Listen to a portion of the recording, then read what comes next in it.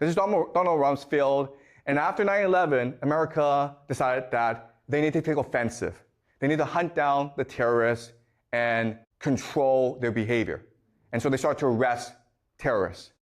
But then bad things start to happen, okay? So this is a prison in Iraq, Abu Ghraib, where they arrested terrorists, and they were doing strange things to these terrorists, as you can see, okay? So this is pretty disgusting stuff.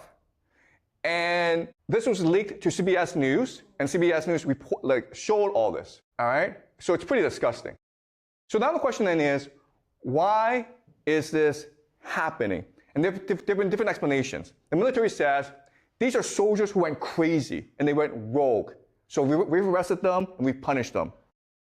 But then they discovered that they're actually psychologists who were responsible for this program. So these are two psychologists, and they were sued by the victims. And during the court testimony, we discovered that they were paid $80 million by the CIA to develop this program. So what is going on here? This is not something that happened randomly. It was designed by the government, by the CIA. So why is this happening? Well, they call it enhanced interrogation. Okay? This is a book, The Dark Side, by Jane Mayer, who's a fantastic reporter. I highly recommend this book. She's a reporter for New Yorker and spent years looking into why this torture happened. And what she argued is it's an experiment to change the mentality of these terrorists. And the theory is called learned helplessness. You can basically take someone like Ra, okay, the virtuous hero, and turn him to Osiris through certain techniques. Okay? Remember, Ra, the identity, is the virtuous hero who fights Apophis every day. Osiris is a person who gets tortured by Set every day, okay?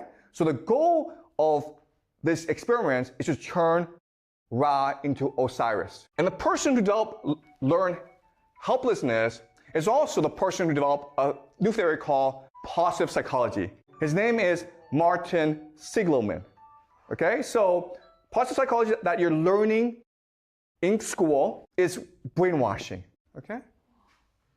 All right. So that's a theory, and it's a great theory, and this is what most people believe. The problem, though, is it doesn't actually work. Because after the CIA started to torture all these prisoners, they became ISIS, Islamic State. ISIS is the name of what? The Egyptian goddess who saved Osiris, right? And who fathered Horus. Do you think it's a coincidence? Maybe not. Okay?